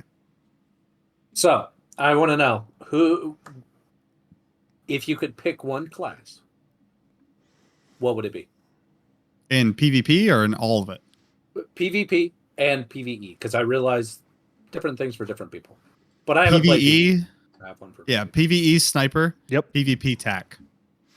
Okay. The moment I discovered how helpful sniper was for the whole team, changed I mean, you guys talked about it a bunch when you were playing those co-op missions. You're like, this is so much easier to just be like, walk into a room and you're like, 1's ready to be executed, 2's ready to be executed, 3's, and you just walk through, just you are the conductor. Yes. of the team. You're like, that one's next, go execute them. Now that one. Now this one. Oh, a terminus enemy. Okay, cool. I'm up again. Bow, bow, bow. Yeah, sniper all day. Loved it. The one I did not think I was going to try and enjoy, and then wound up being my favorite. Exactly. I was 100%. I was like, I'm going to be a bulwark. Power sword looks dope. I played a couple rounds and I was like, this is cool. I was like, let me just try the sniper, because nobody really wanted to play the sniper. And I was like, this is dope. This is really cool. But having a good tac with you is really nice. That's fully kitted out with a 200% damage buff with their Auspex.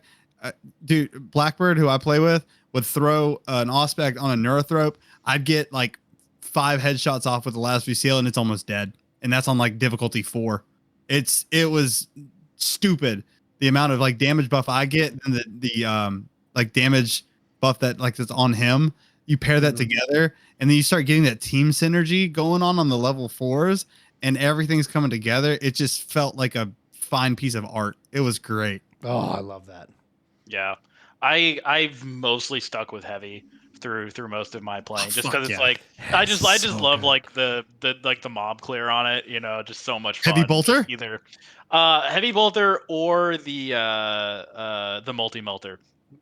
Dude, heavy I've had bolter a is lot of great. fun You're just with like, those. go brothers. Yeah, the heavy bolter's great for like trash mobs for sure, but the like sheer like alpha damage you can get on the multi melter for bosses and stuff is just so insane. They just buffed the heavy plasma incinerator. I Fucking heard about that. smacked I haven't now. tried it yet since they bought. I mean, it was always okay. It's just that like the Now DPS really suffered. you're an artillery machine. Doom, doom, doom, doom. Dude, Bill, it's fucking great. the amount of these missions, right? Your heavy was incredible, but like the amount of these missions where like you have two swarms coming from either side, and like me and Russ are looking at one and just like, I hope everyone survives because you're just lost in the moment. And you turn around and you're just sitting there just like like your gun's smoking and there's just it's like you just stood there in one spot in the whole other hallway. Not a problem. It was incredible. I mean, I would do that a lot intentionally because like one of the things the AI likes to do is try and flank you, right? So especially if you're in a hallway, like whatever is ahead of you, if you get stuck fighting that mob, like almost guaranteed every time it would spawn another one behind you. So yeah, like I'd let you guys just take care of the front mob, and I'd turn around and just deal with the stuff behind me on my own. That's cool. And like most of the time, cool. it worked. Incredibly. Oh, it was so good. What about you, Yeah. Russ? I gotta go with the Vanguard. I yes. like you, Bell. I started off with the Bulwark, and I would like to revisit it because I've learned a lot. Like I never realized the different stances that you could take with a power sword. Oh yeah. And some other things, like it took me forever to figure out the parry because the same button is for block, and you gotta figure that out. But I picked up Vanguard and I was like, this is everything that I wanted to be, because You learned to parry with that. you're so fast, and you're like, you're just shooting your grapple, coming in and slicing them up with your knife, and then you turn around with your melta, boom, boom, boom, boom, and you're just, it was the zippy class that I really liked, of just like, I'm gonna run, I'm gonna hit this spot, now I'm gonna jump over here and hit this other terminus enemy, because that was what I would focus on, right?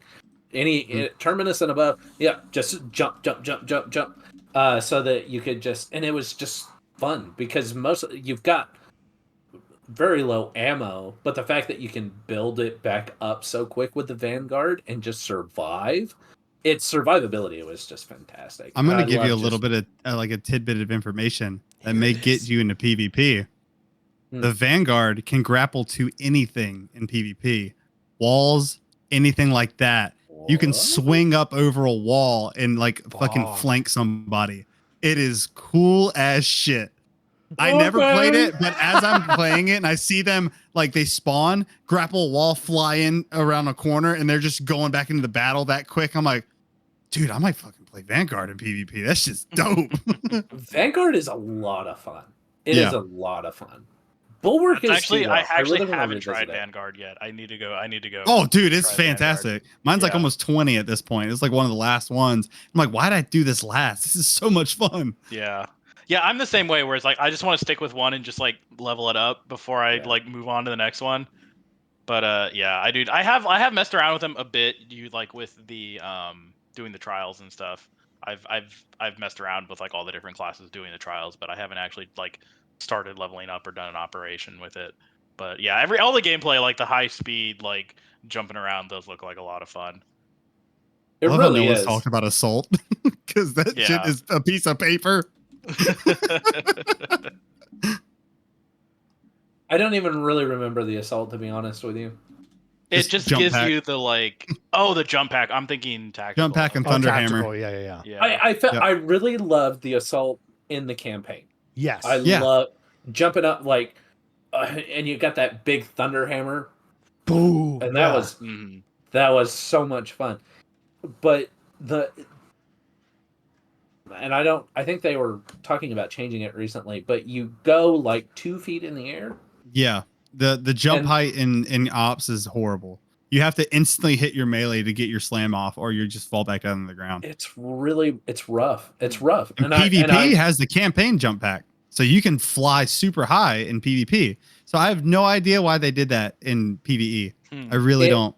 The only thing that I can think of is because on a couple of those places you would be so high that you could like I think that it's because of the terrain and potentially people would get stuck on the terrain because they just didn't make it for that. Find a way to cheese different gates or whatever. Yeah, maybe. A private, I'm not going to say game tester that I know, got into the system and gave himself the campaign jetpack in PvE, and he fell through the floor too many times. So it was collision kind of based and stuff like that too. So it's like it was like a floor that I'd be standing on, and you'd see him slam the ground from up high, and he'd just go right through the floor and die. It's like, oh yeah, that's probably why they didn't do this. Mm-hmm. It was probably I because it is that way in PvP. I can only assume that in PvE they just weren't able to get that bug out, and so they're like, "We'll just limit the height." Yeah. That's probably what they're working on right now too. Hopefully, because then that and we were talking about, and again, same playtester was manipulating the recharge rate of the jump pack, and what we came up with is that, you know, if you want to fly up and slam down, that's one charge of your jump pack, but the sideways like boost should be a third of it, and you should be able to use it all the way to 0, but you cannot fly until it's 100% charge. I feel like that would be a really good balance, because the maneuverability, because Assault it has another armor point, but it's all melee based and like like situational awareness kind of thing. Like you're going to be jumping into a swarm of gaunts, right? Or you're going to be trying to slam a Majoris or something like that. But it's like once you're in there, it's really hard to get out if you don't have another charge. So it's like if you had that back pocket just boost away a couple times to reset, pull out your pistol and start shooting, or let them come to you so you can charge your hammer, it'd be a way different play style and it'd be a little bit more balanced and more fun to play. Yeah. I could even see it being something that doesn't necessarily take a charge of your jump pack to do the kind of like a dodge, right? It's an extension of what you're wearing, but it doesn't really use up any of the charge. But I mean, I'm sure they play tested that too, and for whatever reason, they just went with the other direction. I don't know. I'm not a developer, nor did I work on this game. So no, that's true. Yeah. I am a developer. That's the one thing I think. Not a game. You said what? Yeah. Wait, I was like, what? No way. Surprise! Oh, no. I would have been shouting that from the roof. Oh yeah, it's me, like, John Helldiver. This is my game. I'm glad you love it. My game. Well, that's what I love about this. Is like we just had a 25-minute conversation about the class system, right, and how it works and everything. And like, if co-op and PvP was just the tactical class, it still would have been a great experience. Right, but just having this extra layer that everyone naturally goes a different direction or discovers something different is just incredible. And then on top of that, I think Bell, you mentioned it earlier, where this like they waited a year, the game just launched, and it was just like flawless out of the gate. But there's content coming for it. There's a plan for it. There's a roadmap. They're still supporting it. Like, it's not like, here's our game, enjoy it. Yeah, isn't there a new operation level coming by the end of this month or something? Yeah. I don't think it's the end of the month, but coming. There is one coming. And then Horde mode is coming, which is going to be absolutely amazing. But I mean, it wasn't perfect. You know what I mean? They have room for improvement, updates to be done. But it was a perfect game coming out. You know what I mean? I agree. Like, they have the roadmap for content. They have updates to make it better, more balanced, fix some bugs, stuff like that. And their team is working really hard on this game too. Yeah. And this is their baby. You know what I mean? And like, it was almost like how Hello Games, their baby was No Man's Sky. They put their souls into that game. This is exactly what this studio is doing with Space Marines 2. And I feel like it's going to last a very long time. It's going to have its ups and downs like other games. You're just going to have your high moments, then it's going to get a little stale. They're going to come out with new stuff. What I was kind of telling people is like, they're coming out with the Dark Angels, right? The cosmetic stuff is coming out first, I believe.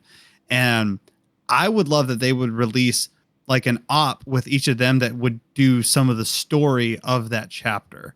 I think that would be really fucking cool. Yes. Just to they already have to introduce the cosmetics for Dark Angels.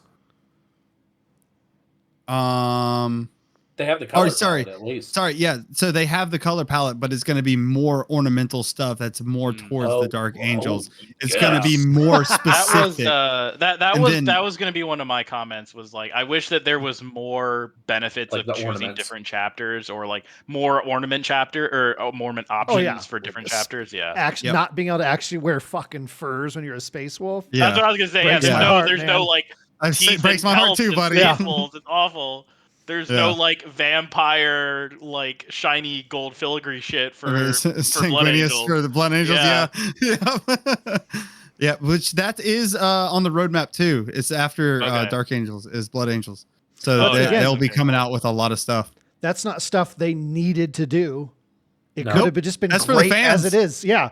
But because That's they fan know service, baby. Exactly. They're all about it, man. It's purely so cosmetic. good. It doesn't affect the gameplay at all. But it's like, I want my space wolf to look like a space wolf, right? Yes. Yeah. Yes.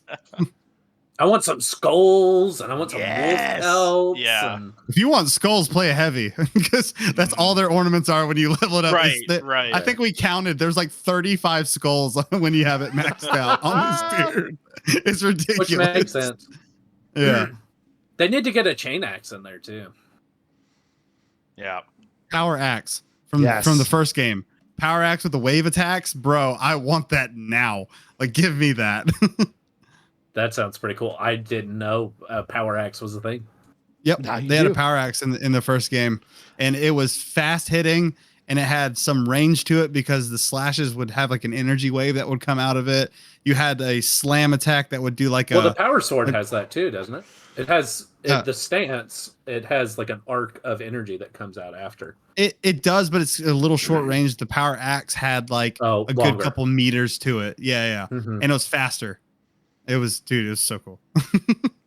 I mean, I'm always down for a good axe. Yeah. Dude, come on. It's 40K. Power axe is a word combo. Of course it exists. Yeah. Come on, dude. All right. Well, anything campaign incredible, co-op incredible, PvP. You've sold me to try it. I will at least try it. Dude, we'll all jump in together, man. It's so much fun. Let me know. Teach me. Teach me the ways. I'm willing to jump in. Yeah. Especially with like King of the Hill and modes like that. Like I love that. Oh, it's stupid easy gameplay too. Again, it's like Team Deathmatch, King of the Hill, done. Yeah. Well, like an ode to old school gaming is what this game feels like. And to have that in PvP again, makes you feel good. I felt like I was like 12 years old again playing on a fucking giant tube computer, bro. That was one of the best descriptions of the game I read was like, it's a 2007 game made in 2024. Yes, right. Exactly. Like it is like the Xbox 360, PS3 era game. Yes, of just like over the topness. But there's also a reason those were popular. Like, absolutely. There's a reason people love those games. Yeah. Mm-hmm. Before we move on to the end, okay, I got one more question for everybody. Good, because that was what I was going to say. Is there anything else to talk about? So let's hit it. Okay. I want to know everybody's favorite loyalist faction and their favorite chaos faction. Space Wolves and Death Guard. Ooh, wait. Oh, I don't know. Death Guard.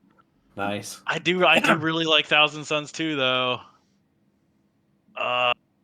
It's a toss up between Death Guard and Thousand Suns for me. If anybody says Tau, they're getting kicked off the show. By the way, it's Tau. Yeah, no. Yeah, it's totally Tau. Yeah. All right, Bell, you're up. Yeah, take it, Bell. I'm trying to. Oh my god! So in PvP, you can build your not the loyalist faction, chaos. The other one, the chaos. Yeah. And it's the teal one with the couple dragon heads, like a Hydra coming out of it. I forgot the name of it. Oh, I just think it's Alpha Legion. Cool. Alpha Legion, yes. To me, the color scheme and the way that their armor looks to me is awesome. Do have. When it comes to loyalists, I am a sucker for Space Wolves because they do their like squads based off of moon phases. I think that's so fucking cool. Yeah. But I am a big fan of the White Scars just because they have that unknown factor. We all, I mean, basically Vulcans are Primarch. It's just some weird lineage splits and stuff like that, right? Because they have heaven skin, but they are just bigger than all the other ones. You see one of them on the battlefield. They do tactical drop pods. They do all this other stuff where they're like, you want armaments? we're gonna put it right here, and the reason we're putting it right here because we're gonna drop it on some fucking enemies for you. Okay, like they have some cool ass shit. So the Space Wolves are just so visually distinct. Yes. For the Space Marine chapters, because like most of them are, you know, palette swaps, right? Where it's like, oh yeah, you got a red chapter and you got a green chapter and you got a blue chapter, and here's I did mean to say Storm Giants, by the way, because they have the same color as Ish. But yeah, I meant to say Storm Giants, not White Scars. My bad. The reviews are coming in now. I was like, emails are blowing up. Yeah, White I had to Scars correct don't that. have heaven skin. No, they don't. No, I meant to say Storm Giants. Kill fast kind of guys. They both have red lightning bolts. I got mixed up. Okay. It's easy to do. Yeah.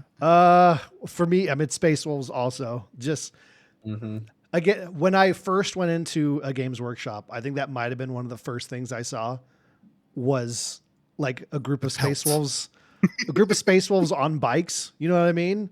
Like in a glass case. And I was like, what the fuck is this? You know, obviously I was I was really young, so I didn't say fuck, but anyway, so just from the sheer like nostalgia guy, I definitely did. I came out of the womb going, fuck you, Doc. Bad to the bone. Yeah, exactly. But yeah, Space Wolves 100%. Like the color palette's great. The pelts, incredible. I mean, fucking on motorcycles is the first thing I ever saw. And I was like, this is fucking badass. Chaos side, the Death Guard, you know, just fucking. Death Guard are really cool. If you want to go chaos, like just fucking Nurgle and disease go all and the way, and just go all out, man. Just be fucking disgusting.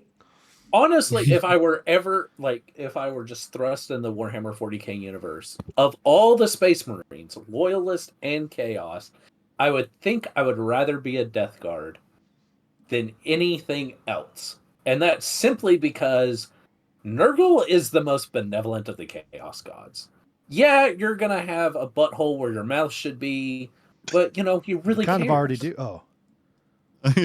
See, if you're going that logic, I would say Thousand Suns. Like, just fucking lobotomize me. Just make me a Rubik Remain, and I don't want any part of this reality. Like, just disconnect me from the world. I mean, you wouldn't want to be a sorcerer? I would rather be a sorcerer of the Thousand Suns. Throw me on one of the, what are the discs called?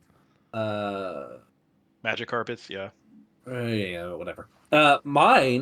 Mine is, to differ on the Loyalist side, I'm going to go a little bit of a different direction. Although, Space Marine, Vikings, Space Wolves, they are very cool. I am a big fan of the Dark Angels. I knew it. Okay. Dark Angels are just I love their lore. I love Caliban as a planet. Lionel Johnson is the man. Well, I mean, like, okay, look, if we're gonna talk, if you're going edgelord, it's the Raven Guard, right? Yeah, the, like Raven emo Guard. faction, yeah. Dark Angels are just they're the knights, right? They are the knights of 40k. Code of conduct, you know. They're because that's what their planet was. Someone like you had Russ. these knights that went monster hunting. I know, right? Yeah. Shocked. It may be Grey Knights. Okay, of the Loyalist faction of Space Marines, I would go Dark Angels. If we're talking about, like, you know, with a little bit of Psyker energy, gotta go Grey Knights, because they're pretty freaking awesome too. And then Chaos? For Chaos, it's got to be Thousand Suns. Yeah, I knew that was coming from you. I mean, they have a really cool aesthetic. You know, and I actually really love the way that they did it in Space Marine 2. Some of the minis for Thousand Suns, they look kind of weird with they don't always do their, what do you call that? Their crest right, I feel like. Sometimes it looks kind of dorky. But in Space Marines 2, they did it excellently. But yeah, Thousand Suns, I mean, they're sorcerers. That's freaking awesome. I mean, it's just cool. And then they're bringing in these huge warp beasts into battle with them and shooting off witch bolts and whatever else. Hell yeah, baby. Fuck yeah, dude. Good call. Yeah. Great question. That was fun. Mm-hmm. Well, if we open up anything else, we're going to be discussing Warhammer lore instead of the Yeah. game, and that's going to be another fucking 5 hours. It's just a Warhammer podcast Yeah. now from now on. I'm cool to do that sometime. Doesn't I'd be bother alright me. with that, yeah. But in the interest of my children to have school tomorrow, and I don't want them to die, I don't want to die either. and start wrap. Yeah, I know your wife is already wanting to murder you. Is Gideon okay from that screaming earlier? By the way, Yes. okay. Yes, I think so. I don't like how you said yes. I think Lindsay had tried to put him to sleep because currently he is running around the house. Oh, got you. And he typically in his own bed he's fine, but my dad's coming in tonight, so we put him in a pack and play in our closet, and I don't think he liked that. No, when you're used to your own bed, yeah, that's tough. Yeah, It's some Harry Potter shit right there, dude. I mean, cupboard in the closet. Got to teach him right. It's true. Amen, dude. Space Marines When he 2. turns 11 and gets his Hogwarts letter, he's gonna thank me. That is very true. But yeah, Space Marines 2. Fucking play it if you haven't. If you have played it, play more of it. Okay. Our Discord, right, is pretty active in there. Anytime you tag people to play, there'll be people there for you. Bell, we'll get to all your stuff here in a second, but all your links will be down there too. This guy has an incredible community of people who are also obsessed with the game. If you are looking for people to play this game because you don't want to try by yourself, the tools are endless between these two communities to get this figured out. The game's going to happen. Co-op campaign, co-op missions, PvP, whatever you're looking for, it exists. Fuck, dude. Bell, let's start with you, buddy. Again, thank you so much for being here, dude. I knew this had to be an episode where you were here. This is a great time, man. I love it. Fuck yeah, dude. Well, tell the people what your show is, that the current DPS show, where people can find it, and then all your personal stuff. Yeah, sure. So I'm from the DPS podcast. We just released episode 37. We are a general gaming podcast, so we do talk about a bunch of different games, a bunch of different things that are going on in the gaming community. Come check us out. Our Discord is the Space Mafia LLC. That's our own kind of thing that we started with a group of friends, and it grew to a community of over 200 members at this point. So it's very active. We have people in chat all the time playing different games. We have different chats for different games. So if you jump into if you see a chat channel that is dedicated to a game that you like, jump in there. Other people will jump in there with you. Be like, hey, what's going on? What do you want to? Obviously, you want to play this. Do you want to play this? You want to play something else? We love having people in there. We love playing games with people. But I also do. My name is TollTheBell. I am on Twitch, so you can come check me out. I am streaming Throne and Liberty right now. That's the game that I am on right now. It is a fantastic game. Incredible. So stop by. Yep. Hell yeah, dude. Again, fucking Bell's an incredible guy. You need to have everything he does in your life, and him So inside you if you can. Oh, That's just the way it is. love to have him Billy, inside. buddy, where you at, dog? Me. Yeah, same as always. I have an Instagram, Belial17, where I post, a lot of my mini painting and scale model and hobby shit.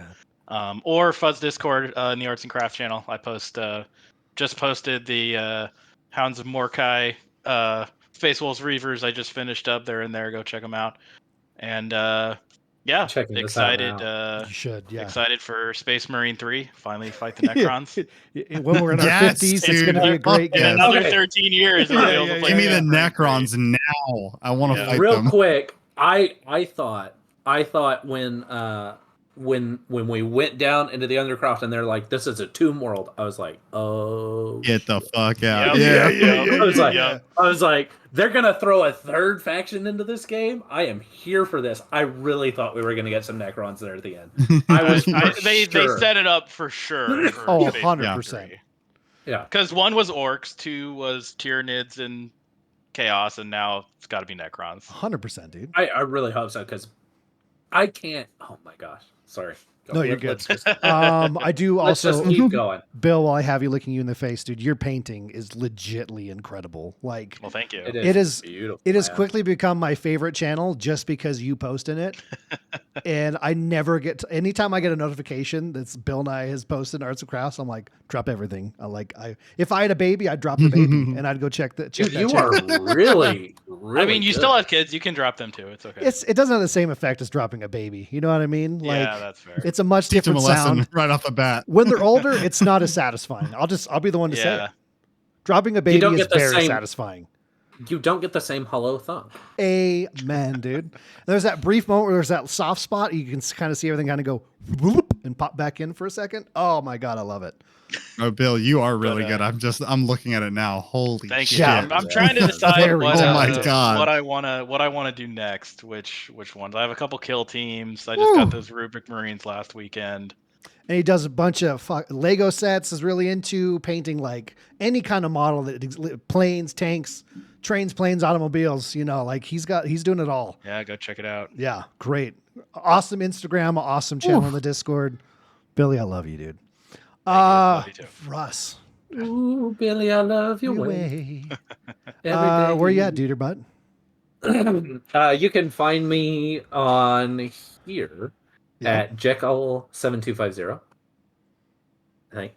And you can find me on Twitter at drjex. That's JEX0725. Really, that's about it. I'm not heavy in the media presence yet. I got a TikTok the other day, but I don't have any videos posted. He's gonna be I'm thinking dancing about- soon, folks. I'm thinking about throwing some VODs out there of like the writing process and things like that. I'd love that. Starting to gear up towards That'd be cool. getting, trying to get something published and finish my manuscript. Which I started rewrites on chapter 2 and I finished chapter 3. Let's go, dude. Did you send it And to then me I yet? realized chapter 3. No, because I realized chapter 3 doesn't fit where I put it. So now I have to write Oh, a couple of chapters in between before I now get to rotate chapter it 3. through. That's cool though. It's a Yeah. puzzle, dude. I love that. Right. So yeah, that's me. Hell yes. Well, everyone, thank you for joining us for episode 126 of Just Some Gamers. We do the show. We are live at twitch.tv/ELMMERFUDD Games Thursday nights at 7 p.m. Mountain, 8 p.m. Central, 9 p.m. Eastern. If you live on the west, anywhere the other way, like the West Coast, who cares? There's like 3 of Do you math. that do games. I know maybe 2 of you ever, and it blows my mind how many population there is over there. And I never meet anyone that games from over there. It blows my mind. How many population? Yeah. All your population Okay. belong to us, Russ. All your population. I Everyone heard knows nothing that. wrong with that sentence. Thank you very much.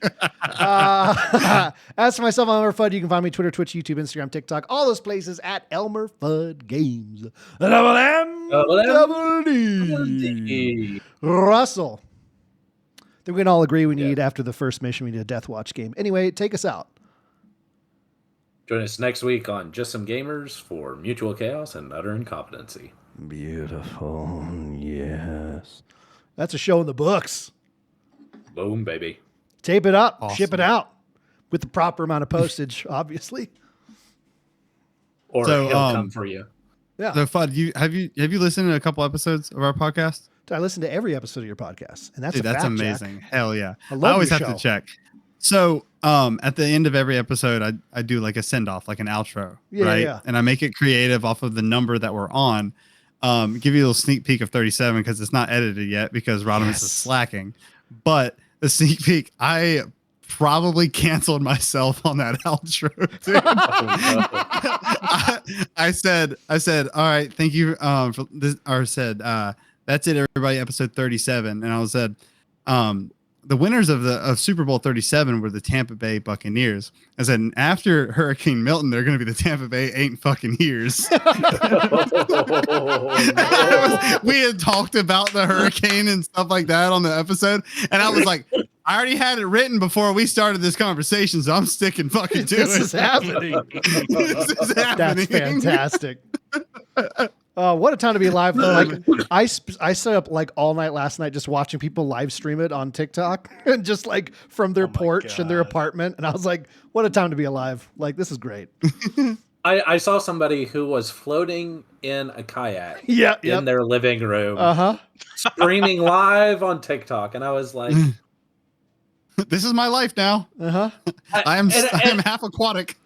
And then I see something that was like, oh yeah, swells are expected to get up to like 13 and a half feet, and I'm like, I don't think you want to be in that kayak in your house anymore. I definitely think you should be somewhere else. I'm pressed against the ceiling. Oh no, I can't get out.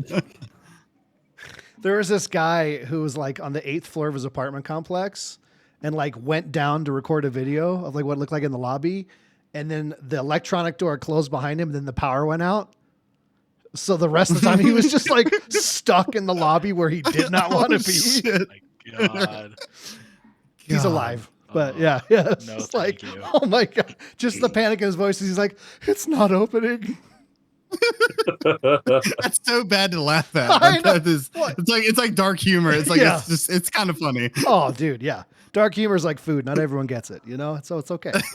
That was great.